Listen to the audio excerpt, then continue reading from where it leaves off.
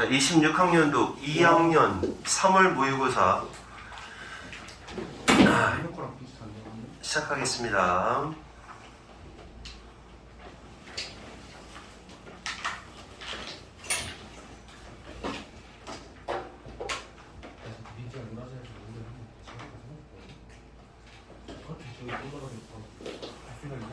자, 번호 얘기해 줄게요. 오늘은 21번, 23번, 24번, 32번. 자, 쉬운 유형 쪽으로 3개, 30번대 하나. 이렇게 하겠습니다. 지금 영상 촬영하고 있고 휴대폰 다 치우세요. 그건 예의가 아니야. 진짜 수업 시간에 휴대폰 쓰는 건 좀 약간 싸가지 없는 행동이에요. 오늘 몇 번 한다고요? 21번, 23번, 24번, 32번. 21 예? 네 거잖아. 아니 4개 한다고요. 4개. 4개. 21, 23, 24, 32. 예. 맞지? 예. 확인했어? 예. 자, 그럼 21번 다 같이 펴세요. 예. 21번 다 같이 펴세요. 여기 뒤에 나와 있는 만화가 아주 정리가 잘 돼 있어요. 내용 정리가 잘 돼 있기 때문에 자, 한번 보겠습니다. 자, 이게 무슨 내용이냐면 펴기 전에 한번 만화를 먼저 보세요. 거기 보시면 모든 답변을 그 수학 시간에 다 이렇게 수용을 해주래요. 수용을 해주고 어떤 의견이든 간에 다 무표정하게 수용을 해주고 그리고 스스로들 알아나가게끔 하고 선생님 입장에서는 그냥 조용히 무표정을 유지하면 애들이 자기가 모르는 게 드러나고 그러면 그 다음에 이제 그 수학 공부를 더 잘할 수 있게 된다. 뭐 이런 얘기예요. 그래서 결국 이건 태화쌤께서 한번 와서 수업을 들어야 되는 예? 수학 선생님이 들으면 좋은 내용. 수학 선생님으로서 아니야 학교 수학 선생님이어야 돼요. 학교 선생님들은 왜 그 아이들 뭐 공부 수학적 흥미를 끌어들이기 위한 그런 학습 같은 거 시키잖아요. 그렇게 하는 내용입니다. 자, 21번 폈어요 다? 예. 준비됐지? 예. 집중하고 영상이건 나발이고 모르면 바로바로 질문하세요. 무슨 말인지 모르겠습니다 하세요. 정호처럼 모르겠습니다 이렇게 하는 말이에요. 알겠죠? 자, 수학적 성장, mathematical growth, 수학적 성장을 위해서는 일단 safety, 안전성을 길러줘라. 근데 이게 뭐 어떤 물리적인 안정성이 아니라 내가 질문해도 괜찮겠지 하는 편안한 마음을 말하는 거예요. 편안한 마음을 조성해 주는 게 좋다. 자, 첫 번째 단계. 존중감이 있는, 존중받는 교실 학습 공동체. 이걸 만들어내는 첫 번째 단계는 자, 일단은 편해야 되잖아요. 서로 선생님이 내가 질문해도 째려보지 않고 안전하게 내 의견을 존중해 주는구나. 그런 분위기를 만들어내는 첫 번째 단계는 acceptance를 하면 된다고 합니다. 모든 생각과 대답, 맞았든 틀렸든 모든 생각과 대답을 다 수용해 주는 거래요. 과연 이런 선생님이 계실까요? 예. 다 받아들이는 선생님. 우리 태화쌤인가요? 학교 선생님 중에서 선생님 모르겠습니다 하면은 어떻게 알려주시나요? 예. 훌륭하신 선생님. 그래서 acceptance입니다. acceptance. 수용. 받아들여주는 것. 명백한, 누가 봐도 명백한 그런 실수. 모든 명백한 실수 상관없이 실수든 아니든 무조건 받아들여주는 거. 이게 바로 첫 단계라고 합니다. 자, 풍부한 수학적인 토론은 수학적인 토론은 발생할 수가 없습니다. 뭐가 없으면 하고 나오겠죠? 뭐가 있어야 된다는 얘기지? 바로 이러한 기대감. 이러한 기대감이 제자리에 있다. in place. 잘 갖춰져 있지 않다. 그러면 수학적인 토론이 풍요롭게 이루어질 수 없다는 얘기예요. 그러니까 학생들이 이러시겠지라고 기대감이 있어야 돼요. 모든 답변을 다 수용해 주겠지라는 기대감이 있어야 수학적 토론이 풍요로워진다라는 겁니다.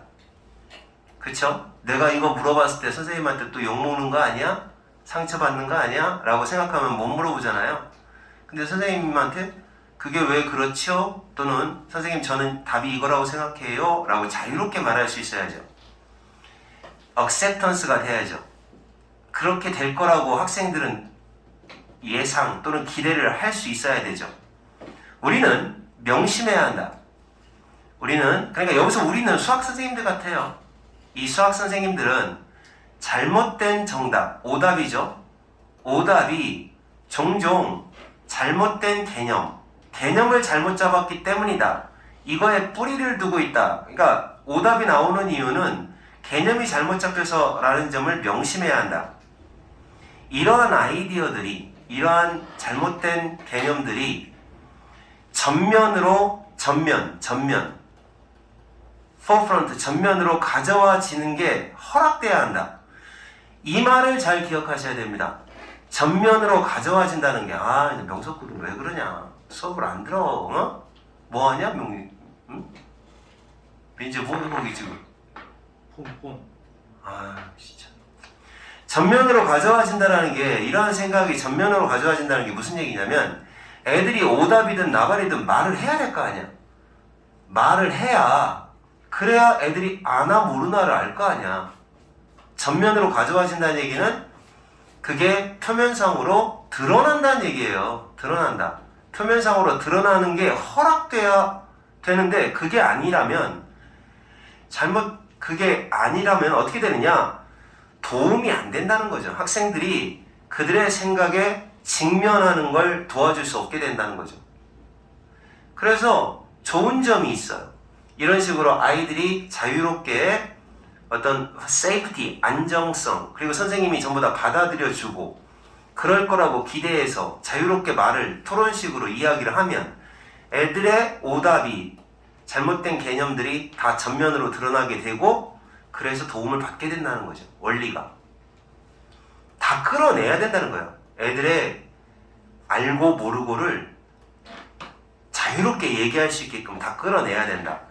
안전한 학습의 환경에 있는 학생들이라면 그런 학생들은 기꺼이 그런 어떤 쉐어링의 위험을 감수하게 됩니다. 쉐어링, 그러니까 여기서는 공유할 때의 위험도 기꺼이 감수합니다. 그러니까 공유를 했을 때 내 생각을 공유하면 틀렸다고 하면 상처받잖아요. 그런 상처받는 마음도 다 그 위험도 감수하려고 한다 이거죠. 기꺼이. 상처받더라도 내가 선생님한테 오답이라도 막 말해봐야지 뭐 이렇게 할 수 있다는 거죠. 잘못된 정답을 공유하는 위험을 감수하게 됩니다. 또래한테 그러니까 또래한테도 쪽팔려서 얘기 안 하는 그런 상황은 안 만들어진다는 얘기죠. 수학적으로 성장을 하기 위해서 이렇게 공유하는 위험을 기꺼이 감수하게 될 것이다. 자, 그러니까 뭐가 중요하냐? 얘가 중요하다라는 얘기입니다. 그러니까 주제문에 해당이 되는 거죠, 얘가 빈칸 문제 나오는 거예요. 그러니까 뭐를 해라? 수용, acceptance, 수용. 모든 생각에 대한 수용이 바로 얘가 없으면 derogatory, 경멸적인 말, 비하하는 말이죠. 쯔쯔쯔, 바보 같은 놈 하는 비하하는 말. 이런 비하하는 말 없이 모든 생각을 다 수용해 주는 거. 모든 이렇게 다 수용해 주는 걸 모범으로 보여줘야 된다는 거죠. 모범으로 보여주는 게 중요하다. 그리고 그런 수용을 해주겠지라고 학생들이 기대하는 거, 이게 중요하다. 그러니까 이게 주제문이에요. 여기서부터. 비하하는 말 하면 안 된다는 거죠. 야, 이 새끼야, 그것도 몰라? 이런 식의 말들은 안 된다는 거죠. 그래서 모든 생각을 다 수용해 주는 거가 기대가 돼야 되고, 그리고 모범으로 보여주고, 그게 중요한 겁니다. 교육자로서 우리는 지금 이 글 쓴 사람은 수학 선생님들인 거예요. 교육자들로서 우리는 모범을 보일 수가 있는데, 이렇게 하는 걸 어떻게 하면 구체적인 방법이 나오는 거죠. 뭐 함으로써? 모든 대답들을 전부 다 리코드함으로써 기록을 하죠. 모든 대답들을 기록을 합니다. 자, 기록을 다 해줌으로써, 그리고 to be considered, 고려해야 될 모든 답, 생각해 볼 만한, 고려되어야 하는 모든 대답을 기록도 하고, 또 있나? 없네. 기록을 함으로써. 근데 뭐 하면 안 돼요? 뭐 없이 해야 되느냐? 어떤 언어적인 표현, 신체적인 표현, 제스처를 말합니다. 제스처나 직접 말하는 거 하지 말아야 돼요. 가만히 있으면 됩니다. 가만히 아무 말도 하지 않고 기록만 함으로써 그런 식으로 모범을 보일 수가 있다는 거죠. 자, 동의, 네 말이 맞아, 안 맞아. 어떤 대답과 함께 동의한다거나 틀렸다거나 이걸 나타내는 그런 언어적 표현, 신체적인 표현, 이걸 하지 말아야 돼요. 그러니까 여기까지는 다 무슨 얘기냐면, 통째로 어떤 상태로 하느냐, 그냥 아무것도 안 하고 가만히, 이런 말이죠. 가만히, 아무것도 안 하고 가만히. 그러니까 스틸 하나만 딱 썼으면 좋겠어, 내가 생각할 때는. 이렇게 구구절절 말도 표현하지 말고, 제스처도 하지 말고, 동의한다, 동의 안 한다, 네 말이 맞다 안 맞다를 나타내는 이런 표현을 전혀 하지 말고 고려될 만한 모든 사항들을 기록만 하는 거예요. 그런 식으로 교육가로서 하면 된다는 얘기죠. 선생님의 입장은 뭐 선생님 뭐뭐 어때요? 라고 이제 지네끼리 토론을 할 때 하는 얘기 같아요. 지네끼리 토론을 할 때 틀려도 가만히 있고 맞아도 가만히 있고 자기네들이 알아서 하게.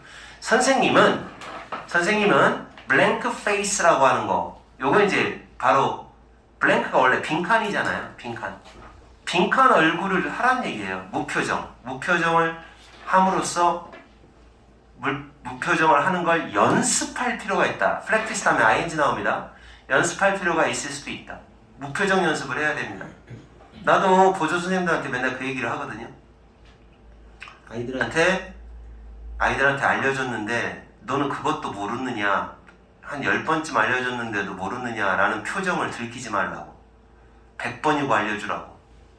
왜냐면 알려주는 순간 그 사람은 만약에 내가 말했는데 또 몰라? 이런 식의 표정을 아이가 눈치채면 그 다음서부터는 절대 질문하지 않는다고.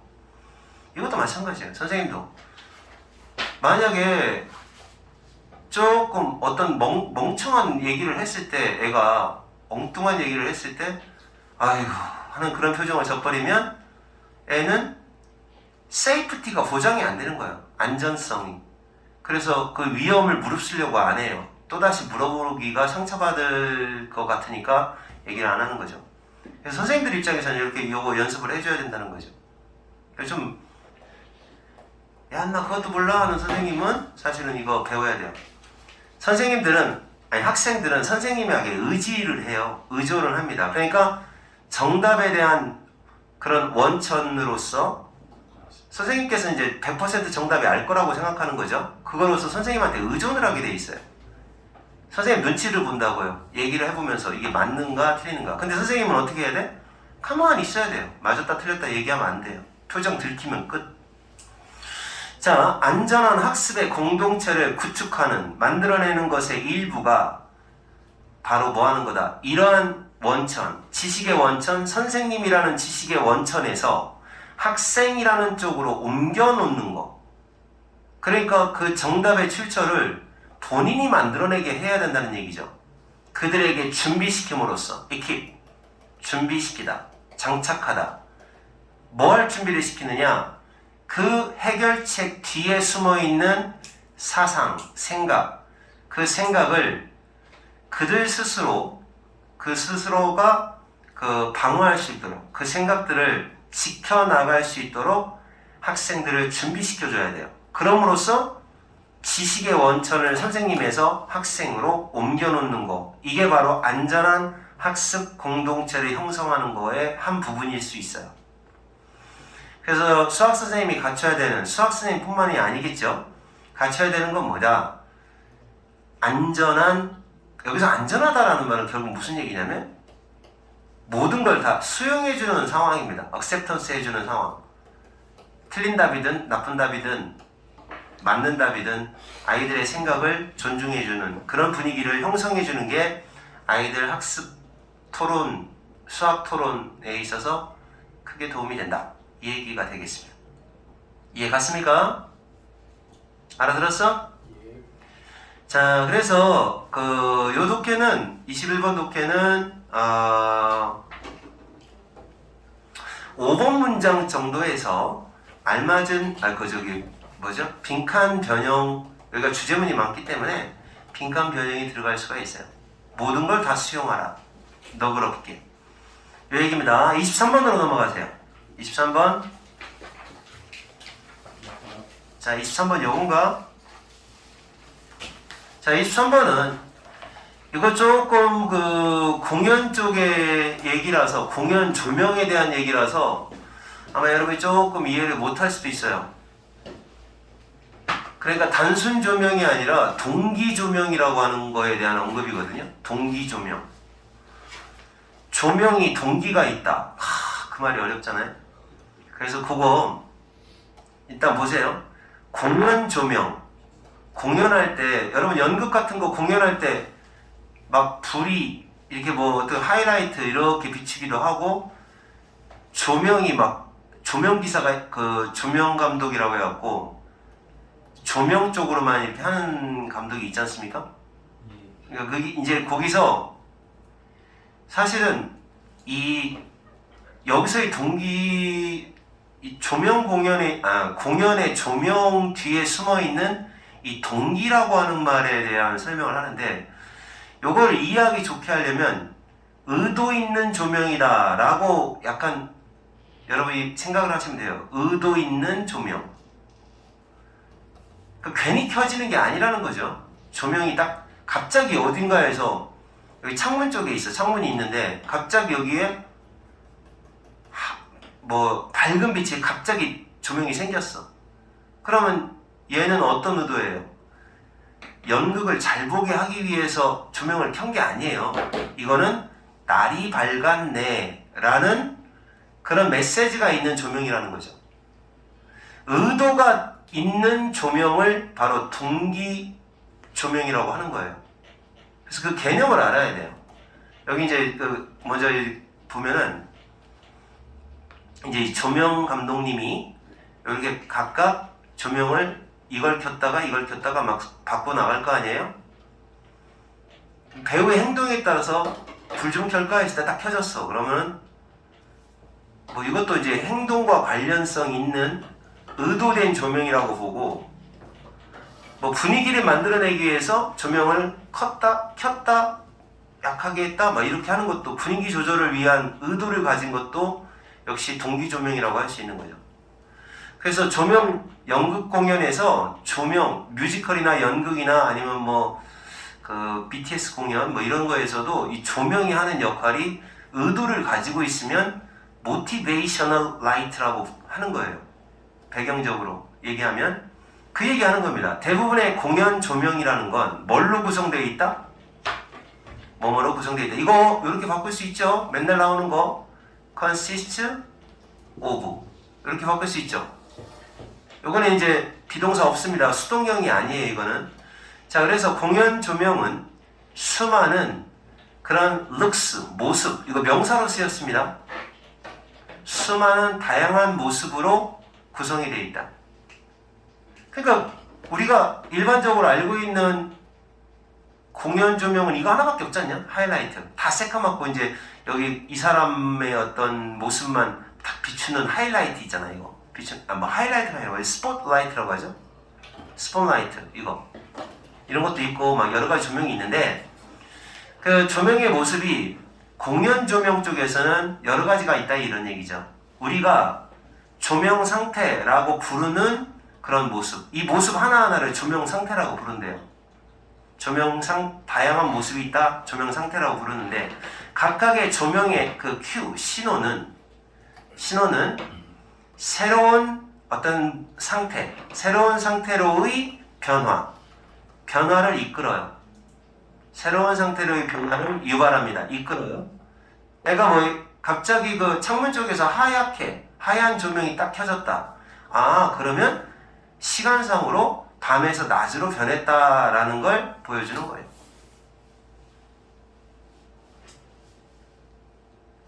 잠깐만. 끝났어? Bluetooth mode.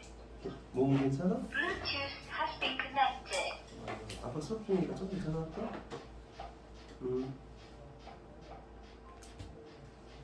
자, 다시 Like actors. 배우들과 마찬가지로 조명의 신호들도 또한 모티베이션이라는 게 필요하다고 합니다. 그러니까 조명이 그냥 밝게 하고 어둡게 하고 그것만 있는 게 아니라 나름의 공연을 위한 의도가 있다라는 얘기예요. 의도를 갖추고 있다.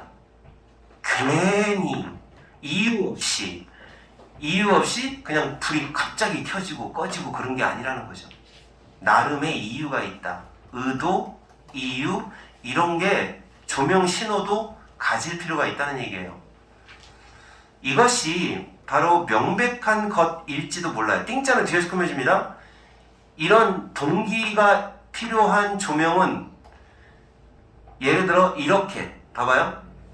방의 세팅을 밝게 하기 위해서 필요로 하는 신호. 이렇게 명백한 것도 있을 수 있고, 그러니까 이게 예를 들어 배우가 딱 스위치를 켜버려요. 또는 배우가 스위치를 켤 때는 그거는 뭐가 대놓고 너무 명백하죠. 왜 켰느냐? 켰을 때 불이 딱 들어온다 라고 하는 건 불이 들어와야 되는 의도와 이유가 있는 거예요. 모티베이션이 있는 건데 그렇게 명백한 경우도 있을 수 있고요. 또는 급속히 증가합니다. 강도가 증가하는데 춤의 그 넘버가 그 뮤지컬 같은 경우입니다. 뮤지컬 같은 경우에서 그 춤의 번호가 무용 번호의 끝날 무렵에 원래 뮤지컬은 끝날 때 좀 강하게 나가잖아요. 막 그 템포가 빨라지면서 마무리를 따당 큰 어떤 음악과 함께 마무리하잖아요. 그래서 전통적인 뮤지컬에서 이게 이제 머튼큐라고 불려지는 건가 본데 머튼큐라고 하는 그 춤 번호의 그 끝 무렵에 강도를 갑자기 증가시키는 게 있는데 그때도 조명이 동시에 같이 환하게 켜져야 된다는 거죠. 이것도 역시 그냥 조명의 단순한 역할이 아니라 의도된 역할이라는 거죠. 이런 명백한 경우가 있을 수도 있고 또 다른 때에는 자 이제 동기가 들어가는 또 다른 때에는 우리가 또 미묘한 변화 분위기상으로 분위기가 살짝 그 예를 들어 야시러워졌어. 갑자기 연극 무대에 갑자기 키스씬이 나오기 시작하려고 할 때 분위기가 약간 미묘한 변화를 제공하기 위해서 그래서 어떤 신호가 필요할 수도 있어요. 그럴 때에는 전체적인 방 안의 조명이 굳이 일부러 그 배우가 조명을 조절하지 않아도 저절로 흐리해지기 시작해요. 분위기가 이제 약간 야릇해진다. 그러면서 뻘개지기 시작해요. 뭔가 그런 식으로 이제 나름 조절을 하는 그런 것도 역시 동기 조명이라고 할 수 있는 겁니다. 몇 분 동안 지나서 몇 분 사이에 이렇게 분위기에 미묘한 변화를 또 제공하는 신호가 되는 게 동기 조명이다라는 거죠. 뭐에 동기를 받아서 그렇게 신호가 필요할 수도 있다는 거죠. 뭐에 의해서 동기를 받느냐? 여기 선셋입니다. 선셋 일몰에 대한 언급. 그러니까 배우가 점점 밤이 되고 있네요. 이런 대사를 던졌어. 그러면 그거에 대한 언급에 의해서 자동적으로 동기를 받아서 또 역시 분위기가 좀 밤 쪽으로 미묘하게 변하는 걸 제공하려고 그렇게 한다는 얘기죠. 자, 또 있습니다. 어떤 의도를 가지고 그렇게 하는데 천천히 그 공연의 느낌을 바꾸려고 하는 의도가 있어. 그럴 때도 역시 조명이 약간 달라진다는 거죠. 보통 일반적인 그런 공연의 느낌에서 위협적인 느낌으로 from A to B 그런 느낌으로 공연의 느낌을 약간 바꾸려는 의도가 있을 때도 역시 동기조명을 필요로 할 때도 있다. 그러니까 동기조명이라고 하는 거에 다양한 상황을 쭉 설명하고 있는데 간단히 말하면 동기조명이라고 하는 건 결국 의도가 담겨져 있는 조명이에요. 그냥 막 밝게 안 보이는 걸 보이게 하려는 그거 정도가 아니라 그런 단순한 조명의 목적이 아니라 공연에서 어떤 역할을 하나 하는 거죠. 자, 문제. The question. 자, 질문. 어떤 질문이냐? 조명이 이 작품을 위해서 무엇을 할 것인가? 조명의 역할은 뭔가?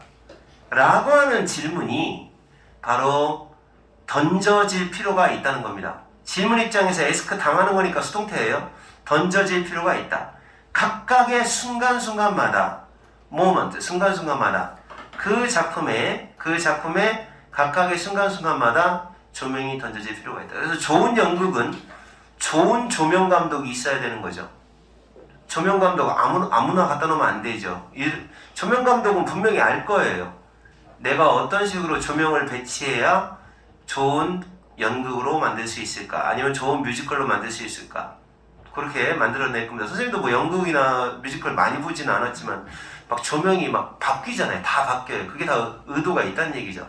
각각의 드라마틱, 극적인 그런 어떤 그 단위, 극적 단위나 장면, 작품의 각각의 순간, 각각의 극적 단위나 장면에서 그리고 각각의 그 상황이 변할 때, 트랜지션 변할 때 이거에 대해서 자, 이 작품을 위해서 조명이 할 수 있는 게 뭘까라는 질문이 꼭 던져질 필요가 있다는 얘기죠. 네. 5번 문장. 5번 문장. 분사구문인 거예요? 요거요? 그렇죠. 요거 분사구문이죠. 이게 수식하는 구조로 봤는데 문장 전체가 수식되는 것 같아서 선생님 생각에는 이거예요. 그리고 여기서 이면은 선행사를 예로 잡아야 될 것 같아요. 위로 잡으면 안 되고. 써 있어야 되는 거 아니죠? 아니죠. 이거는 분사 구문으로 보면 안 되고 요 Q를 꾸며준다라고 봐야 돼요. 이렇게 원래 문장은 이렇게 생각하면 돼요. 분사 구문이라기보다는 위치, 그 다음에 현재죠. is motivated. 원래 이렇게 돼요. 이렇게 보는 거죠. 그러니까 이거에 주로 이제 언급에 의해서 의도가 동기가 부여된 그 신호가 필요하다. 우리는 그래서 주격관계대명사 플러스 비동사가 생략됐다고 보면 과거분사만 딱 남게 되죠. 그런 식으로 봐야 돼. 근데 위로 잡으면 안 돼. 위로 잡으면 위 써야 돼. 그리고 우리는 동기를 부여받는다. 이렇게 돼버리잖아요. 동기를 부여받는 건 조명이잖아. 그러니까 ing 이걸 못해요. 이걸 못 빼요. 그러니까 요거는 분사구문이 아니라 과거분사로 봐야 돼. 그냥 과거분사 수식해주는 과거분사인데 요게 뭐를 꾸며주느냐라고 봤을 때 동기를 부여받은 건 뭘까? 신호겠죠. 다른 걸 꾸며준다고 볼 수 없어요. 그 신호가 필요하다. 동기를 부여받은 조명신호. 조명신호가 가끔씩은 필요하다. 라는 거죠. 그래서 요렇게 분석을 하고 주격관계대명사 플러스 비동사 생략되니까 motivated만 남았다. 라고 봐야 돼요. 알겠죠? 네. 자, 그 다음 또 됐어? 요렇게 이해했어. 요거 좀 어려워요. 요게 왜 어렵냐면 뭐 조명이면 그냥 조명이지 이런 생각이 들잖아. 근데 연극에서의 조명은 다르다는 거예요. 단순하게 밝기만 조절해주는 게 아니라 그 그 나름의 연극에서의 역할을 하는 나름의 의도가 있는 조명, 그게 바로 모티베이셔널 라이트라고 그렇게 알고 있으면 돼요. 그죠? 여기서 동기 조명이라는 말,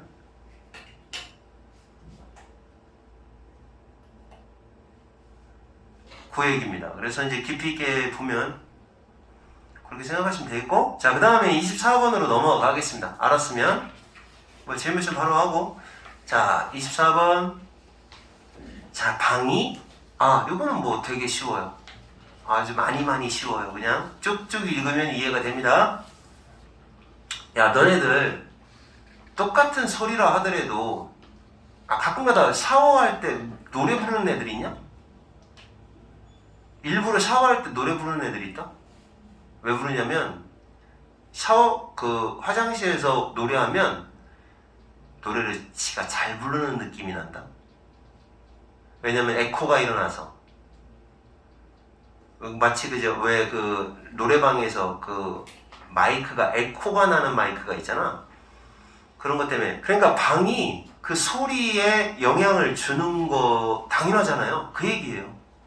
소리는 어디에서, 노래 부르는 것도 마찬가지야. 만약에 이렇게 뭐 골판지가 잔뜩 있고 방음된 상태, 소리를 많이 흡수하는 방에서 노래를 부르는 거하고, 그 다음에 이제 사람도 아무도 없고 그냥 텅텅 물건도 하나도 없는 그런 데서 노래 부르는 거하고 달라요. 막 이렇게 방이 영향을 준다는 거죠, 소리에. 그 얘기입니다. 그래서 이해하기 쉬우니까 바로바로 넘어갈게요. 방이라고 하는 건, 방은 여기 조금 넓혀서 얘기하면 공간이죠, 공간. 방이라고 하는 건 그 방 자체의 소리를 갖고 있어요. 방 자체가 소리를 갖고 있다. 근데 이제 소리를 갖고 있는 건 아니고, 소리를 많이 흡수하고 적게 흡수하고 뭐 그런 차이일 거예요. 방 자체가 소리가 나겠습니까?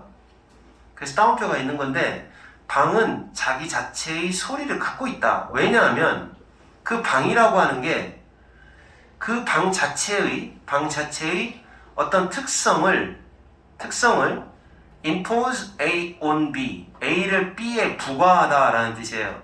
그 특성을 음성 신호, 오디오 신호, 음성 신호의 그 특성을 집어넣는다. 부과하기 때문에 그렇다.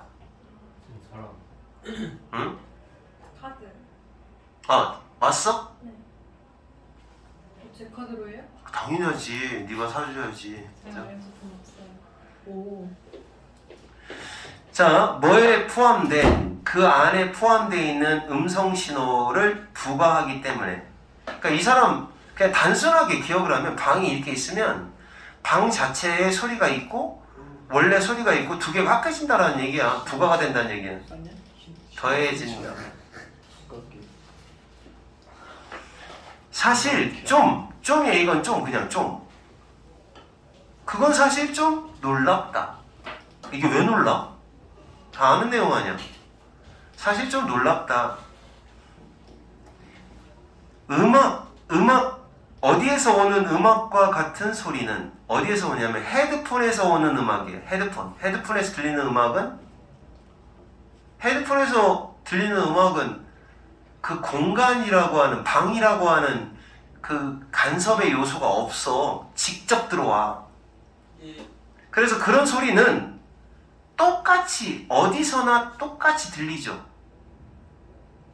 그러니까 방이라는 매개체를 거치지 않으니까, 바로 귀로 들어오니까 소리가 항상 일정하죠. 헤드폰으로 듣는 거는 무슨 음향적, 어쿠스틱이라고 하죠. 어쿠스티컬, 음향의 무슨 환경, 어떤 환경에 우리가 있느냐와는 상관없이 헤드폰이라는 건 늘 똑같이 들리죠. 당연하죠. 똑같이 들리죠. 똑같아요. 그건 뭐 때문이냐? 방이라고 하는 녀석이 그 신호의 통로를, 자, 음성 신호의 경로를 플레이백 요거의 일부가 아니기 때문이다 라는 거죠. 그 플레이백이라고 하는 건 요거 동사로서 잠깐만요. 이게 동사가 아니네요.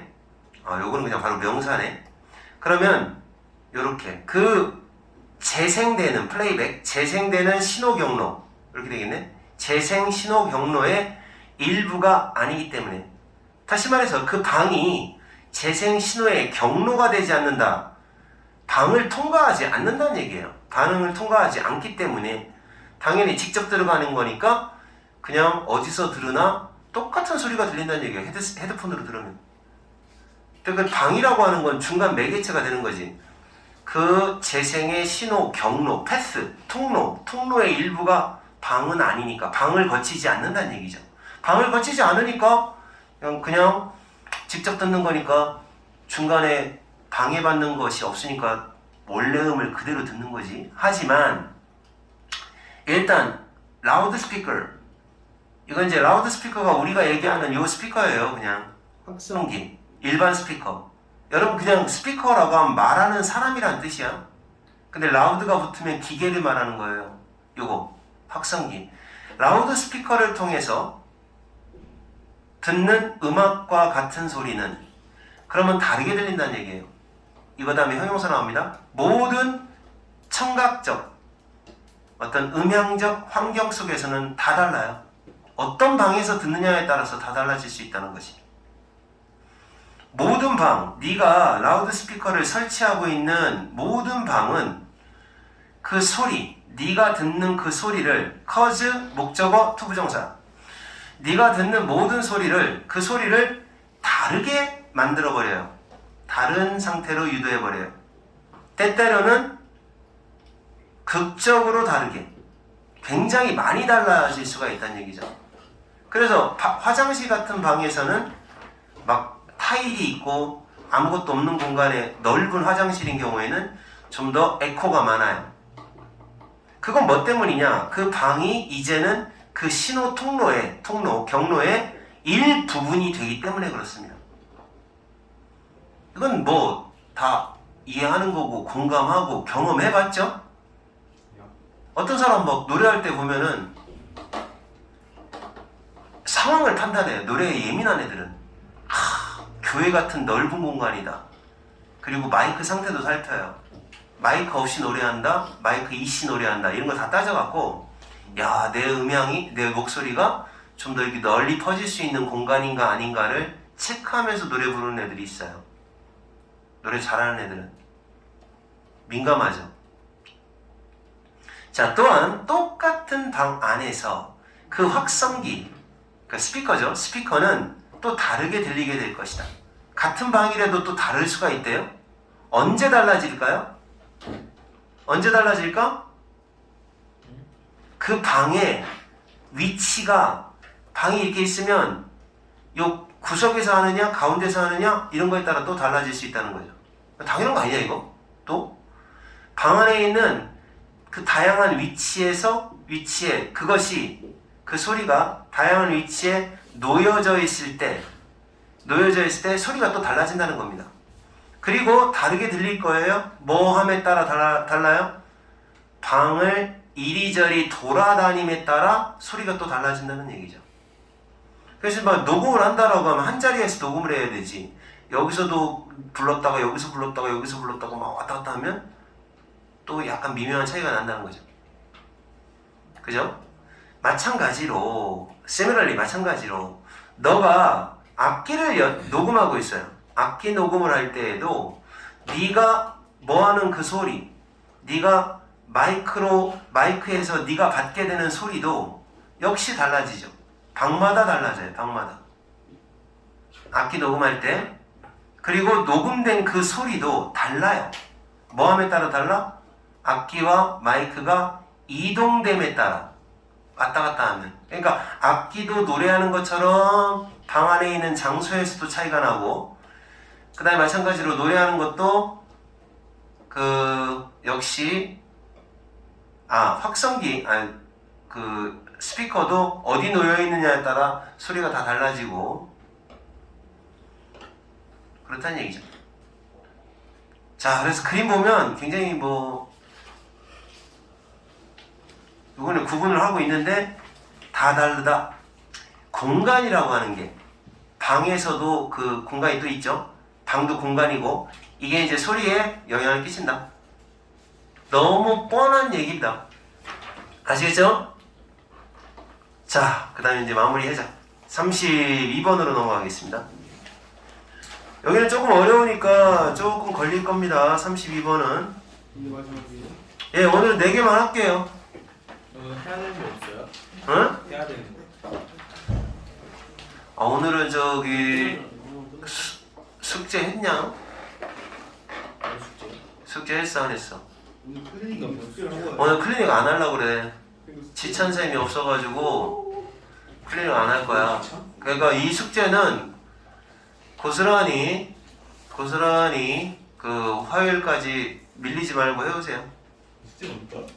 숙제가 어딨어요? 적동 아니 오늘 숙제를 안 내주는 거죠. 저번 숙제 있잖아 목요일 거. 에? 그것만 하면 된다고요? 24년 한 번만 되는 거죠? 너무 조금은 받아가. 그것도- 명석은 자율성을 주기 때문에 쌤이 자율성을 좀 어느 정도 주니까 문제 더 필요한 거 가져가세요. 아니 그 이렇게 4개밖에 아니잖아 24년도. 응.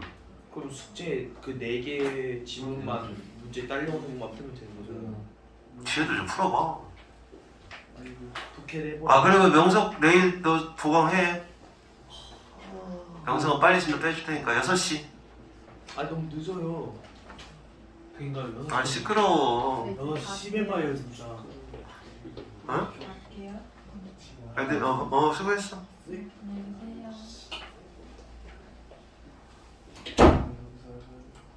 뭐라고? 진짜 해봐요. 아 메시. 최대한 일찍이요. 최대한 일찍 메시인데. 9시. 아 명석은 오늘 남어. 와. 뭔 소리야? 명석은 저거 시켜줄게. 아이지.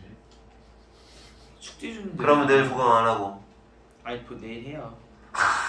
아니 어차피 독해해야 되잖아요. 6시에 해 그럼 뭘 해봐야 인마. 아니 그 늦게 하냐고. 24년도 하자고. 그럼 몇 시인데 이 6시가 왜 늦게냐고. 아니 밥 먹는 시간이 있는 거죠. 그럼 7시에 와 그럼 밥 먹고 와. 그럼 몇 시로 원하는데 밥 먹으면 졸려. 막 아침 막 12시 막 이런 거? 1시.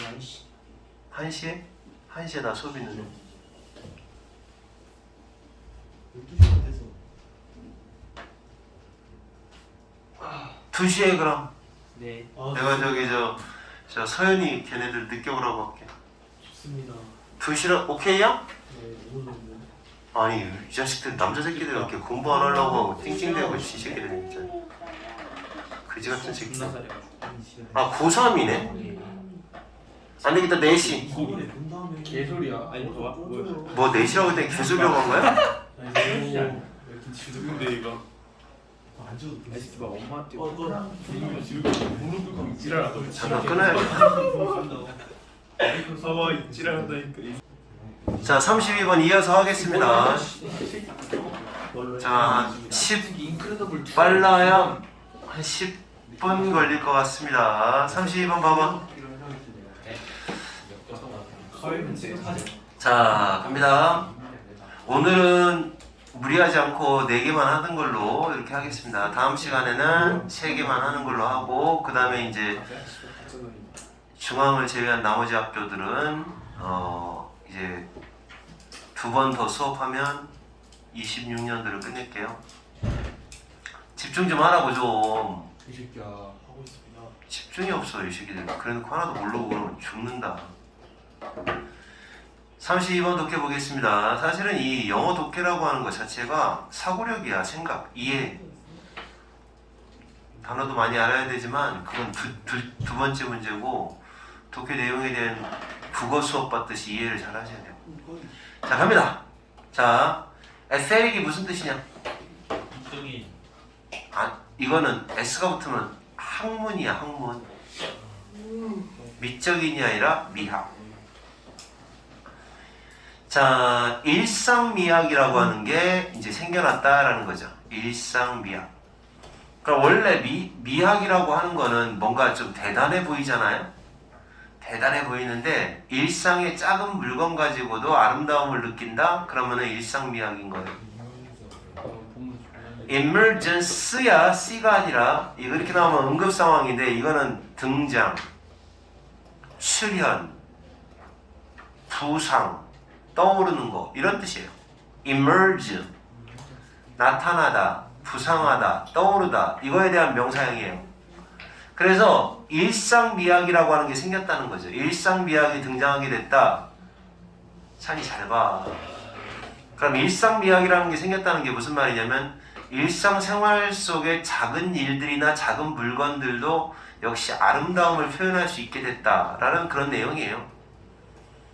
그죠? 32번 문제답지 않게 별로 어렵지 않습니다. 일상미학의 탄생. 평범한 것도 아름다움이 예술과 삶은 어차피 하나잖아. 우리 삶 전체가 예술의 경험이야.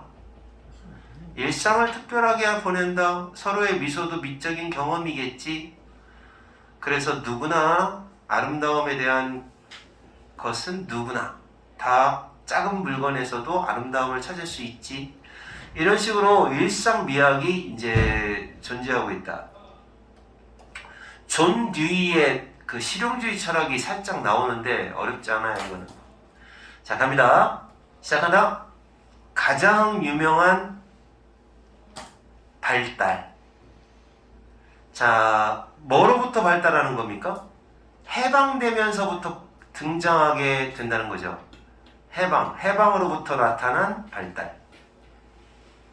해방과 확장, 미적 경험의 해방. 아, 이런 느낌이에요.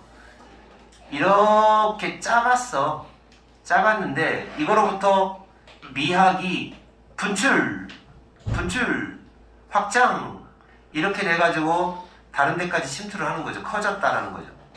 해방, 확장, 미적 경험의 확장. 여기서부터 등장한 그 유명한 발전이 바로 일상미학이다. 그러니까 일상미학에 대해서 아마 그럴 거다라고 딱 얘기를 합니다. 그러니까 원래 아름다움은 대체로 누가 추구하던 거지? 그냥 예술가들만 추구하는 그런 미학이라는 게 예술가 거지 우리 거는 아니었잖아요. 근데 이 예술가라는 그 한정된 틀에서부터 해방을 하는 거죠. 미학이 확장이 되는 거죠. 그러다 보니까 이제 일상 속에서도 미학이 이제 등장했다. 그게 바로 일상미학이다. 비록 현재 presently 현재 일상미학에 대한 그런 연구에 꽃을 피운다. flowering 꽃을 피우고는 있지만 그 연구가 활발하다는 얘기죠. 지금 개화가 일어나고 있다. 비록 일상미학에 대한 연구가 꽃을 피우고 있지만 그 미학의 그 기쁨, gratification, 만족감, satisfaction하고 똑같은 단어예요. 좀 어렵게 희열이라고 했네요. 자, 미학의 기쁨의 가능성은 일상적인 물체와 사건에서 나오는 그런 기쁨의 가능성은 오랫동안 인지되어 왔었다. 사람들은 옛날부터 알고 있었다는 얘기죠. 비록 지금 꽃을 피우고 있다는 거죠. 지금 꽃을 피우고 있지만 그 전서부터 그 가능성은 미학의 희열에 대한 가능성은 옛날부터 있었다는 얘기예요. 옛날부터 있었다. 비록 쯔쯔쯔 하고 비하당하고 무시당하고 무시 일반적인 우세하는 그죠? 만연하는 일반적인 철학 이론에 의해서는 무시를 좀 당했죠. 싸가지 없는 것들이죠, 이것들. 그죠? 지대가 뭘 잘났다고 철학이 일상 물건에서 아름다움을 찾는다고? 말도 안 돼. 그레이드는 이게 등급을 매기는 거잖아요. 근데 D하게 매겨 내리는 거죠. 깎아 내리는 거죠, 점수를. 비하하고 디스미스 무시하고 뭐 이런 식으로 했지만 그리고 지금 꽃 피우고 있고 했지만 역시 사람들에 대한 그런 가능성에 대해서는 옛날부터 연구했다는 얘기죠. 자, 그 다음에 이제 원래 철학 미학이라고 하는 게 예술가, 철학자 뭐 이런 사람들의 범위였었던 거니까 걔네들이 뭐 이제 뭐야 일상생활 속에서 야 저런 평범한 사람들한테서 아름다움을 걔네들이 찾아낸다고? 푸훗이라고 하는 거죠. 폭넓게 시인들한테는 폭넓게 그렇게 소중히 여겨진 그 미학은 소중히 여겨진 거죠. 특히 로마의 시인들이 소중히 여겼나 봐요. 일상생활 속에서의 그런 미학이라고 하는 게 얘네들이 좀 소중히 여긴 애들이고 아시아의 전통 속에 있는 시인들도 역시 소중히 여겼던 적이 있나 본데 그 일상 상황에서의 미학이 또한 소설가들도 역시 그동안 계속해서 인지해 왔다는 거예요.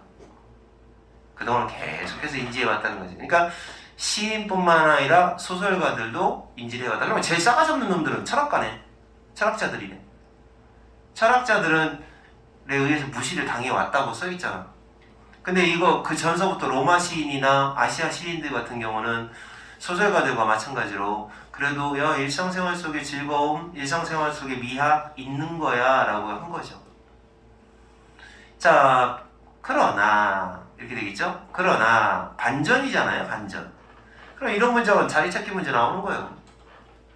그러나 컨템퍼러리, 동시대라는 뜻인데 우리가 살고 있는 동시대는 현대거든. 그래서 현대라고도 번역합니다. 현대의 지적인 그 기원, 존 듀이, 이 사람의 실용주의 철학자인데 존 듀이의 예술. 그 이 사람의 이거는 이 사람의 철학 사상이나 또는 책 이름이네.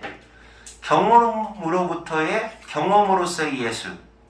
경험이라는 건 일상이잖아요. 일상으로서의 예술. 여기에서 그 지적인 기원을 찾는 게 가장 편할 수는 있다. 그러니까 그 위에 그렇지만이 왜 나왔냐면 야 시인들도 일상 미학을 소중히 했어. 소설가도 얘기했어. 하지만 진짜는 존 듀이에서 기원을 찾을 수 있는 거야 라는 거죠. 존 듀이가 오리지널이래요. 오리지널. 그 책에서 알고 보니까 책 이름이었네요. 그 책에서 존 듀이는 반대했어요. 예술과 뭐와 뭐를 분리하는 겁니다. 예술과 삶을 일상이죠. 예술과 일상을 분리시키는 거 난 싫어. 반대한 거죠. 그러니까 이 사람의 생각은 결국 예술이라는 분야가 따로 있고 일상이라는 삶이라는 분야가 따로 있는 게 아니라 같이 있는 거야 라고 한 거죠. 자, 뭐를 바탕으로 함으로써 미적 경험을 어디에 바탕을 둔다? based on. 자, 미적 경험을 생물학적, 문화적 그런 상태, 조건, 인간 삶의 생물학적, 문화적 환경 이거에 바탕을 둠으로써 분리시키지 않았다는 얘기예요. 분리시키는 거 난 싫어. 반대했다는 얘기예요. 이 존 듀이라는 사람은 그러니까 이 두 개를 같이 봤던 사람이다. 안 어렵죠? 자, 그는 그 존 듀이라는 사람은 미학을 찾았다. 여기 로케이트는 위치를 찾다라는 말이에요. 어디에서 찾은 게 아니라 어디에서 찾았다. 나레이바비 내면화 안쪽에서 학습된 내면화된 감각이라는 인식, 느낌이라고 하는 거의 인지, 내면화된 인지에서 미학을 찾은 게 아니라 어디에서 찾았다? 아름다움이라는 걸 어디에서 찾았다? 일상에서 찾았다고 얘기할 것 같은데 바로 interpenetration. penetrate, 침투하다라는 동사에서 inter가 붙었어. 그러면 서로 침투하는 거, 완전한 침투. 자아와 그 다음에 물건, 행사의 세상. 이게 일상이죠. 자아와 일상. 일상의 삶. 이런 삶의 상호 침투, 완전한 상호 침투. 나, 주변, 어우러져. 뭐 그렇게 하는 속에서 바로 미학을 찾게 되었다. 이 사람은. 똑같은 주제예요. 자, 그러니까 결국은 막 일상이 이만큼이 다 일상이에요. 일상 침투. 이만큼이 통째로. 그냥 간단하게 하면 일상. 이렇게 보시면 됩니다. 일상. 게다가 뒤라는 사람은 뭐를 했다? 이제 마무리. 뒤는 이렇게 주장했다. 원래 대절 나오면 무조건 여기 나와 있는 동사는 주장하다 아니면 생각하다인 거예요. 알았죠? 그래서 존 뒤의 주장에 따르면 이 사람 주장이 나오는 거죠. 랄랄랄라 이렇다고 합니다. 그럼 무슨 얘기를 했을 건지 예측이 되죠? 미학은 가까운 곳에 있다. 뭐 이런 얘기를 하겠죠. 미학이라는 건 분리된, clarified, 미학이라고 하는 건 명확한, 그리고 intensified, 강화된 발달이다. 명확하고 강화된 발달인데 랄랄라한 특성이 발달한 거다. 모든 정상적으로 완전한 경험, 이게 바로 일상입니다. 모든 정상적으로 완전한 경험, 일반적인 경험이죠. 이 경험에 속해 있는 특성, 일상의 특성이죠. 일상의 특성이 강화되고 명확해지고 그렇게 발달한 게 미학입니다 라고 주장했다는 거죠. 똑같아요. 같은 계통입니다. 주장하는 내용이 이 독해는 32번 독해지만 결국 이런 얘기예요. 에세릭, 미학이라고 하는 건 그냥 일상에서 찾는 걸로 일상미학이 발달해가고 있다라는 얘기죠. 그렇게 해서 개념을 하나 딱 정립하면 됩니다. 이거는 독해가. 주제가 너무 명확합니다. 됐습니다. 수고했어요. 여기까지. 쉬운데? 네. 내일 공부는 바꾼다고요? 그래. 왜 이렇게 환장을 해? Bluetooth has been connected. 명석도 4시 정확하게 시키면 사줄게.